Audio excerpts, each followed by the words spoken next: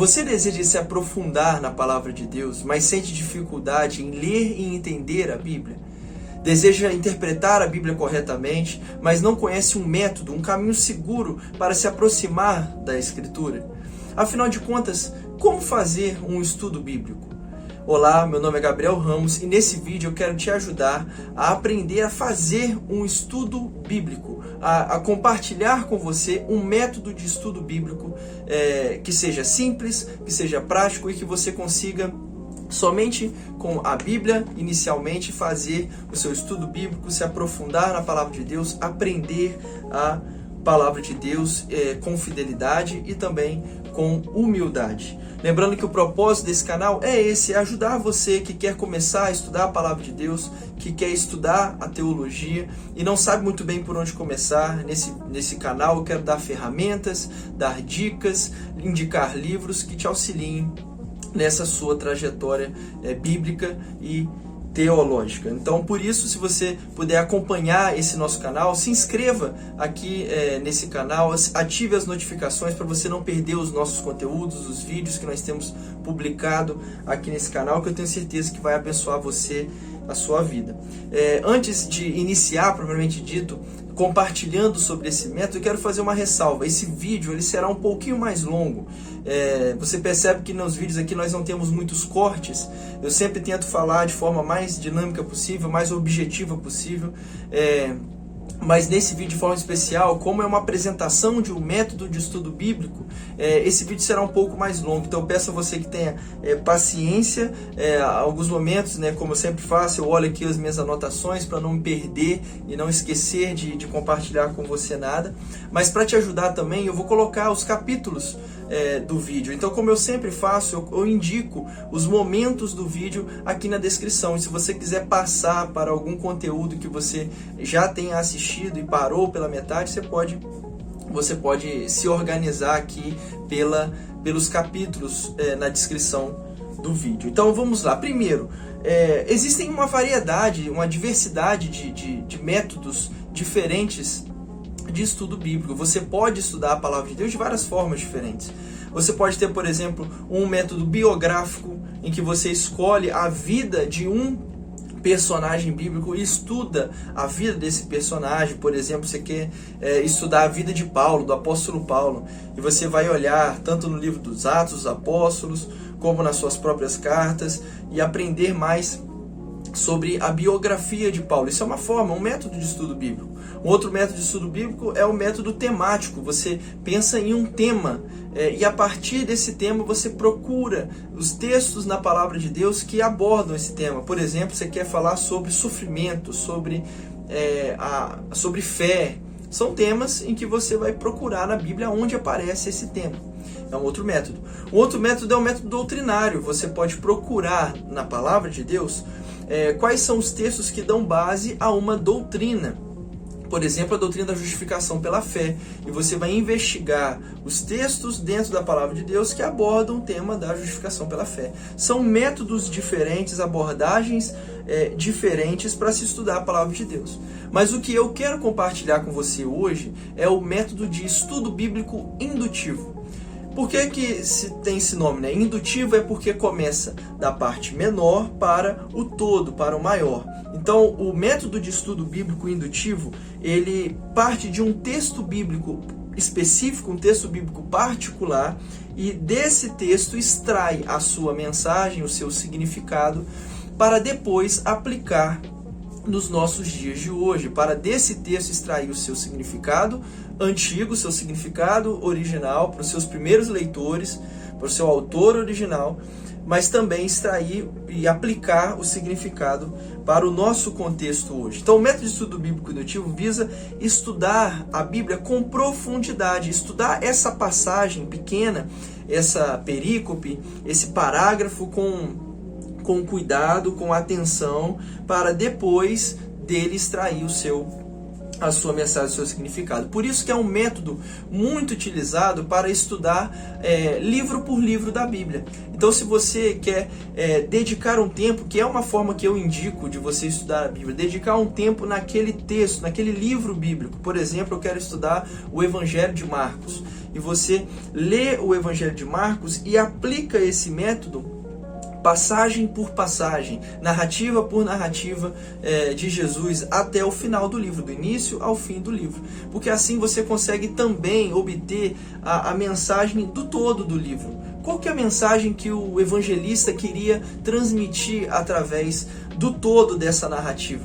O método de estudo bíblico indutivo, ele é apropriado para essa finalidade. Por isso, eu queria apresentar a vocês as 3 etapas. O método de estudo bíblico indutivo pode ser dividido em 3 etapas.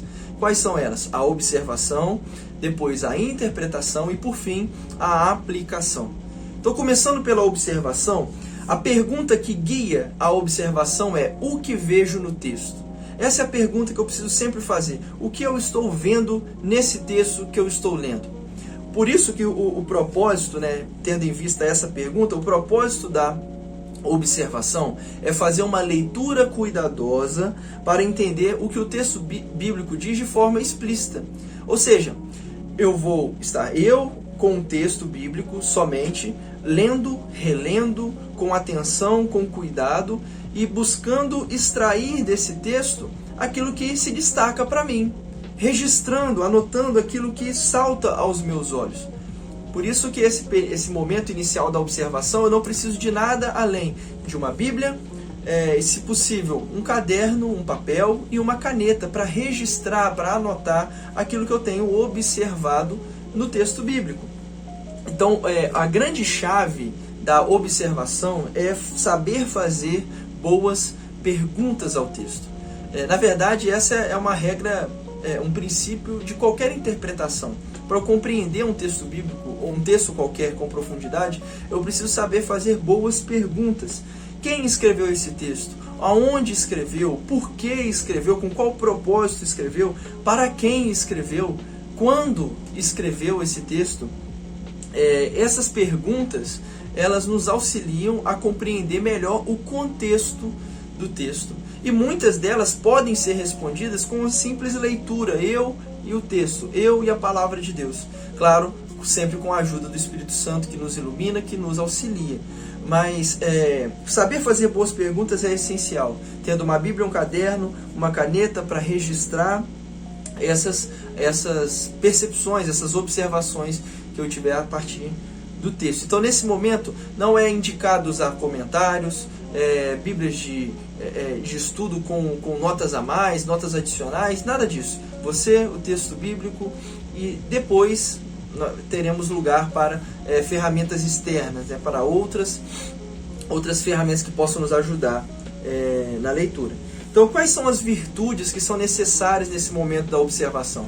É necessário que o leitor tenha atenção, fazer essa leitura, esse estudo, sem distrações, paciência, porque é necessário que se leia o mesmo texto várias vezes em múltiplas versões bíblicas. Então, se você tiver acesso, e claro, hoje, se você tem um celular, você tem acesso a múltiplas traduções da Bíblia e você puder consultá-las no momento da leitura, é importantíssimo. Ter imaginação, se colocar dentro daquele universo do texto, tentar imaginar os personagens envolvidos naquela narrativa, o cenário em que está aquela narrativa. Isso é muito importante no momento da observação. E principalmente a devoção. Ler a palavra de Deus em espírito de oração. Leia a palavra de Deus sabendo que, apesar de múltiplos escritores, a palavra de Deus tem um só autor, que é Deus, que inspirou essa palavra. E por isso também sempre pedindo auxílio a Ele, não somente para entender, mas também para que essa palavra, ao ser compreendida, possa transformar também a nossa vida, o nosso cotidiano. Uma outra coisa, ponto importante aqui na observação é discernir os contextos, buscar os contextos do texto estudado. Por exemplo, o contexto mais imediato, ou seja, se eu estou lendo uma passagem, um trecho que se encontra aqui, por exemplo, João, capítulo 3, dos versículos 1 em diante, eu estou lendo a passagem do encontro de Jesus com Nicodemos. O que é o contexto imediato? São os versículos anteriores, o capítulo anterior e o capítulo posterior. Nesse caso, o capítulo anterior é o milagre que Jesus faz no casamento em Caná da Galileia. E o capítulo posterior é o encontro que Jesus tem com a mulher samaritana. Então, reconhecer o contexto imediato do livro é algo importante. Um segundo contexto é o contexto mais amplo. Por exemplo, no caso do Evangelho de João, o livro de João pode ser dividido em duas partes. A grosso modo, né? O livro dos sinais e o livro da paixão, ou o livro da glória. O livro dos sinais é o trecho em que Jesus faz alguns milagres intercalados com discursos. E esses discursos trazem o significado do propósito da vinda de Jesus e da própria pessoa de Jesus Cristo. Então, nesse primeiro momento, os sinais e os discursos de Jesus são a ênfase. No segundo momento, a paixão, a morte de Jesus, na sua iminência, ela ganha um significado mais forte, e os discursos de Jesus também preparam os discípulos para essa morte e ressurreição. Então, no contexto mais amplo do Evangelho de João, o capítulo 3, que é o encontro de Jesus com Nicodemos, se encontra no trecho dos sinais, no livro dos sinais. É um exemplo que eu estou dando aqui, né? Mas um contexto histórico seria um contexto ainda maior, em que, por exemplo, era necessário entender qual era a função de Nicodemos como um líder religioso em Jerusalém. Por que ele faz aquele tipo de pergunta para Jesus? Qual que era a posição em que ele enxergava Jesus, como um rabi, como um mestre? O que significa isso no contexto judaico do primeiro século? São elementos do contexto histórico. E por fim, o contexto canônico. Como que esse texto se encontra dentro do grande cano da Escritura? Será que há intertextualidades entre o texto que está sendo lido com outros textos do Antigo Testamento, do Novo Testamento? Qual que é o lugar do Evangelho de João no cânon bíblico? E quando nós refletimos sobre isso, por exemplo, nós podemos perceber que a fala de Jesus sobre nascermos da água e do Espírito provavelmente é uma referência, uma alusão ou um eco de Ezequiel, que fala que na nova aliança, na restauração de Israel, os corações seriam aspergidos com água e o Espírito iria purificar esses corações para que se tornem corações que obedeçam à lei de Deus. Então, uma simples análise de contexto pode ajudar na compreensão do significado do texto. Por isso é necessário partir sempre do menor para o maior. Eu começo observando atentamente um versículo, depois eu entendo o papel desse versículo no parágrafo, depois na seção em que se encontra esse versículo, e por fim a importância desse capítulo em todo o livro bíblico. E por fim, né, dentro da observação ainda, é muito importante que enquanto você leia o texto e observe detalhes no texto, palavras que se repetem, conjunções importantes, conectivos importantes, os personagens da narrativa, o narrador dessa narrativa, todas essas observações que você for fazendo, é importante que você registre, anote e também reflita acerca disso.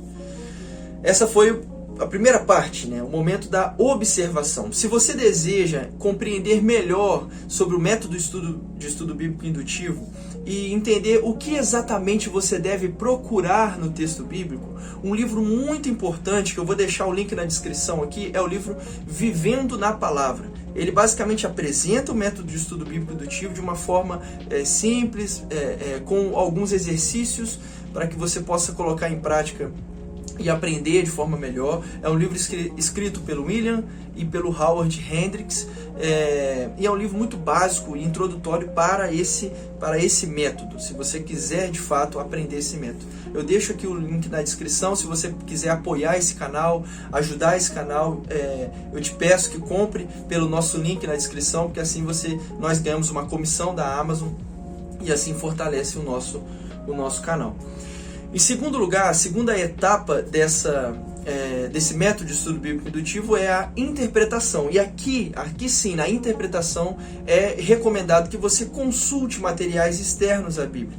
Consulte ferramentas que possam te auxiliar na leitura bíblica.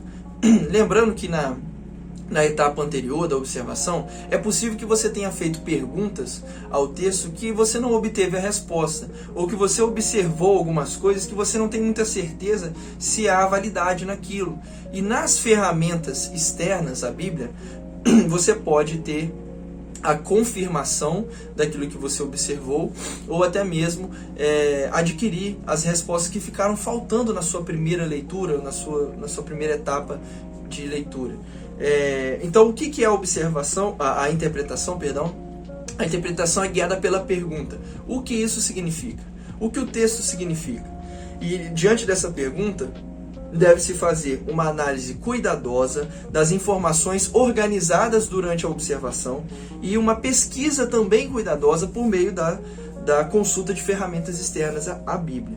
E assim como na etapa anterior, ler o contexto do texto de forma correta é uma das melhores chaves para você compreender o texto. A diferença é que agora você tem algumas ferramentas como uma introdução ao Novo Testamento, uma introdução ao Antigo Testamento, um livro de panorama bíblico, um manual bíblico, um dicionário bíblico, um atlas bíblico. Todas essas são ferramentas que ajudam você a compreender melhor o contexto. O contexto histórico, o contexto cultural, o contexto literário, o contexto teológico desse texto que você acabou de ler. E também conferir essas informações de forma correta. Então, por exemplo, contexto histórico-cultural. Ferramentas que te ajudem a compreender a história de Israel, que te ajudem a compreender a cultura e a literatura do Antigo Oriente Próximo. Eu tô até não tinha preparado antes do vídeo, mas eu tenho um livro aqui que ajuda a compreender o pensamento do Antigo Oriente Próximo, por exemplo. Acho que não vai dar para eu pegar, sei que eu derrube outros livros aqui, mas o livro seria este aqui, por exemplo, um livro escrito pelo autor John Walton, O Pensamento do Antigo Oriente Próximo e o Antigo Testamento. Esse aqui, por exemplo, é um livro que te ajuda a compreender a literatura do Antigo Oriente Próximo, que te ajuda a compreender alguns textos que lançam luz a alguns elementos que aparecem dentro do Antigo Testamento. Um outro conjunto de literatura é a literatura do judaísmo do Segundo Templo, que também ajuda a compreender não somente o Antigo Testamento, mas principalmente o Novo. Algumas citações, alguns elementos que aparecem no Novo Testamento, nos Evangelhos, por exemplo, que são que são alusões a literaturas do judaísmo do Segundo Templo. E também a cultura e literatura greco-romana. Por exemplo, nós lemos o apóstolo Paulo falar sobre poetas gregos, por exemplo, em Atos 17, quando ele está pregando no Areópago, em que ele cita alguns poetas gregos. Conhecer a literatura greco-romana, a cultura greco-romana, ajuda-nos a compreender essas citações, mas também a cultura em que Paulo e que os apóstolos muitas vezes estavam inseridos e as pessoas a quem eles pregavam, a quem eles endereçavam suas cartas. Contexto literário, esse contexto é muito importante. Compreender o cânon do Antigo Testamento, o cânon do Novo Testamento, isso é muito ensinado de forma muito introdutória e muito boa, né, através daquele livro que eu já indiquei em alguns vídeos anteriormente, que é o livro do Paulo On, né, E Deus Falou na Língua dos Homens. Esse livro é excelente para apresentar o cânon bíblico, tanto do Antigo como do Novo Testamento. Os gêneros literários da Bíblia, tem um livro aqui atrás, Entendes o que lês? Um livro do pastor Gordon Fee e do Douglas Stuart. Esse livro, ele é um livro de hermenêutica, de interpretação bíblica, que apresenta princípios hermenêuticos de cada livro da Bíblia, ou melhor, de cada gênero literário da Bíblia, e as suas peculiaridades, as suas particularidades. E E por fim também a estrutura e o objetivo do livro bíblico. Isso também é uma informação importante de contexto literário. Se eu compreendo como aquele autor bíblico estruturou a sua carta, a sua narrativa, eu consigo compreender o papel daquele parágrafo ou daquela perícope no todo do seu livro. Também o contexto teológico. Qual que é a teologia bíblica daquele autor bíblico? Quais são as ênfases da sua mensagem? E também como esse livro se encaixa na grande história das Escrituras. E um outro detalhe, o último também que deve ser observado no momento da interpretação, é identificar se a linguagem utilizada por aquele autor naquele versículo é uma linguagem figurada ou uma linguagem literal. Quais são as figuras de linguagem utilizadas?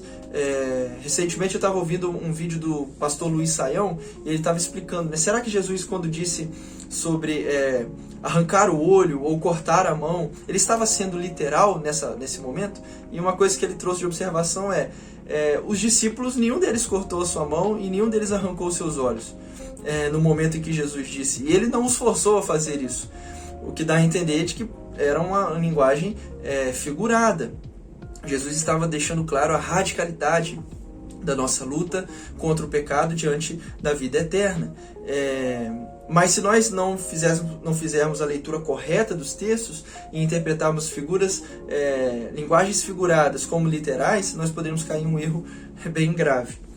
Por fim, para finalizarmos, o momento da aplicação. Então, nós fizemos a primeira pergunta, que é o que eu vejo nesse texto, depois o que esse texto significa e agora como isso se aplica na minha vida e na vida da minha comunidade de fé. Então, enquanto a observação é uma leitura cuidadosa e a interpretação é uma análise cuidadosa das observações que eu fiz, agora eu vou fazer uma reflexão cuidadosa sobre as implicações desse significado que eu compreendi a partir desse texto. E se essas implicações na minha vida devem mudar, devem transformar algo na minha vida prática pessoal ou também na minha vida comunitária, na minha vida na comunidade de fé. Então, a aplicação do texto envolve, a principal chave da aplicação do texto é conectar a mensagem bíblica antiga à vida prática atual, à minha vida atual. E não somente entender qual que é a aplicação, mas de fato se submeter à transformação da palavra de Deus em nós. Então não somente entender o que eu preciso fazer, mas de fato fazer, de fato deixar com que o Espírito de Deus transforme a minha vida. Por isso que é um hábito importante ler a palavra de Deus contra mim mesmo. Sempre que eu buscar ler a palavra de Deus, buscar avaliar a minha vida e pedir a Deus para que sonde o meu coração e procure enxergar o que em mim precisa ser mudado. Olhar para os personagens bíblicos e enxergar nos erros deles os meus erros também. Perguntar a mim mesmo que pecados eu leio nesse texto e que eu também cometo e preciso me arrepender. Que erros que esse personagem bíblico cometeu e que eu também preciso evitar. Que mandamentos Deus me dá através desse texto e que eu preciso obedecer e que na minha vida eu não tenho obedecido. Que exemplos esse texto traz para mim e que eu preciso seguir, que eu estou falhando, que eu preciso tomar como modelo. Que promessas Deus faz a mim através desse texto e que eu preciso crer e não duvidar. Perguntas como essa me ajudam a aplicar na minha vida a palavra de Deus. E sempre o resultado almejado pela leitura bíblica é a fé, é crer em Deus, se arrepender dos meus pecados e também buscar uma vida de obediência a partir de um verdadeiro arrependimento. Por isso, sempre que você lê um texto bíblico e buscar aplicar na sua vida, faça principalmente, em resumo, 2 perguntas. O que esse texto me ensina sobre Deus? Sobre o caráter de Deus, sobre os atributos de Deus, sobre as obras de Deus. O que esse texto me ensina sobre Deus? E o que esse texto me ensina sobre mim? As minhas falhas, as minhas fraquezas, os meus pecados, as minhas necessidades, as minhas limitações. O que esse texto me ensina sobre mim e sobre Deus? Tendo essas duas perguntas, procure um texto, um versículo que seja chave naquele parágrafo, naquela perícope, aquele trecho que você está lendo. E procure memorizar esse texto. Isso ajuda demais na aplicação, porque às vezes um versículo que chama a atenção, um versículo que se destaca, quando memorizado, vai ser útil em um momento específico da sua vida, em que você vai precisar voltar à palavra de Deus, resgatar a palavra de Deus para aplicar no seu coração, e você vai ter aquele versículo-chave memorizado na sua mente. Chegamos ao fim do vídeo, né? Se esse método que eu tentei falar de forma bem resumida, poderia dar aqui um curso imenso só para descrever melhor essas etapas e aplicar elas em vários textos bíblicos. Mas se esse método de forma abrangente fez sentido para você, eu te peço que possa curtir esse vídeo, compartilhar com mais alguém que queira começar um estudo bíblico, e também deixar aqui nos comentários sugestões de temas para os próximos vídeos. No mais, muito obrigado por você ter assistido esse vídeo até aqui, que Deus nos abençoe e até o próximo vídeo.